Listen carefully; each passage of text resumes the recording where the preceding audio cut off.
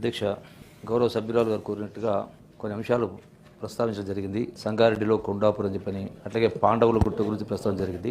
భూపాలపల్లి పాండవుల గుట్టను నేను కూడా సందర్శించడం జరిగింది. ఈ మధ్యలోనే కొన్ని శాంక్షన్స్ కూడా వాటికి ఇవ్వడం జరిగింది. అట్లాగే తెల్లాపూర్లో తెలంగాణ శాసనం గురించి, కరీంనగర్ జిల్లాలో కోటిలింగాల క్షేత్రం గురించి, రాచకొండ ఫోర్టు గురించి, వీటితో పాటుగా ఇప్పుడైతే ఇతర 2 క్షేత్రాలకు సంబంధించి కూడా ప్రస్తావించడం జరిగింది.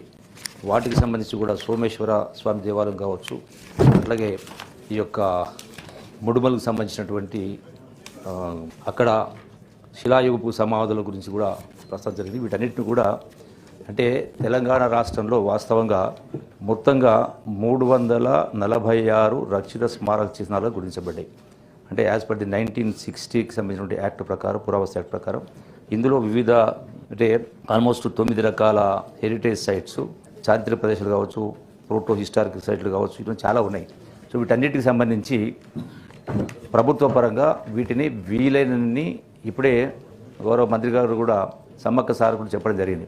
అంటే వీటన్నిటికి సంబంధించి ఎన్ని అవకాశం కొన్ని మినిమం మ్యాండేటరీ ఇష్యూస్ ఉన్నాయి. ఇవైతే యునెస్కో గుర్తించాలంటే వాటన్నిటి పరిధికి రావడానికి రాష్ట్ర ప్రభుత్వం తరఫున తప్పకుండా ఆ యొక్క హెరిటేజ్ స్థలాలుగా గుర్తించే ఏవేవి అవకాశం ఉన్నాయో వాటిని చేస్తూ, అట్లాగే ఇతర ప్రాంతాలకు సంబంధించి కూడా సభ్యులు కోరిన విధంగా వాటిని అభివృద్ధి పరిచే విషయంలో కూడా తెలంగాణ రాష్ట్రం కొత్త చట్టం కూడా అంటే కొత్తగా టూరిజంకి సంబంధించి కూడా నిన్ననే డిస్కస్ చేయడం జరిగింది. పెద్ద ఎత్తున ఒకటి ప్రభుత్వ పరంగా 2 పీపీపీ మోడల్లో వీటన్నిటిని కూడా అభివృద్ధి చేసే కార్యక్రమం చేయడం జరుగుతుంది అధ్యక్ష.